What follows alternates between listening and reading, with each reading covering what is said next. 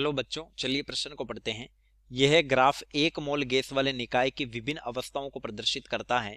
जब यह C से A की ओर गति करता है तो निकाय में कौन सा प्रक्रम होता है। ABCD 4 विकल्प दिए, सही विकल्प का पता करना है। चलिए प्रश्न की मुख्य अवधारणा पे बात करते हैं। मुख्य अवधारणा देखिए, आदर्श गैस समीकरण PV बराबर nRT।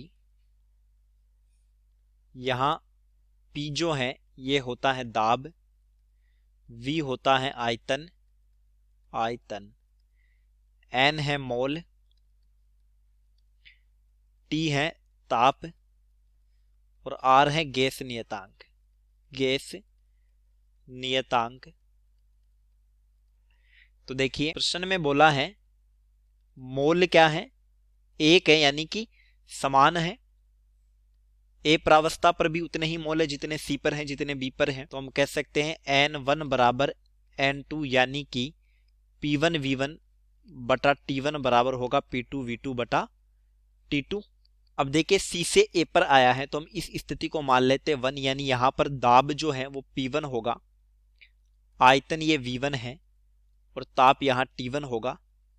A स्थिति पर ये P2 होगा, ये V2 होगा आयतन, और ताप T2 होगा। तो आयतन जो है V1 है वो V2 से 2 गुना है, और T1 भी क्या है, यहां 600 केल्विन है और A पर 300 केल्विन है, तो T1 भी T2 से 2 गुना है। तो देखिए T1 बराबर 2T2 और V1 बराबर 2V2। तो हम समीकरण में लिखेंगे P1 V1 की जगह लिखेंगे 2V2 बटा T1 की जगह लिखेंगे 2T2 बराबर T2, ये हो गया V2 बटा T2। तो ये देखिए V2 से V2 कट जाएगा, T2 से T2, 2 से 2, तो ये हो गया P1 बराबर P2।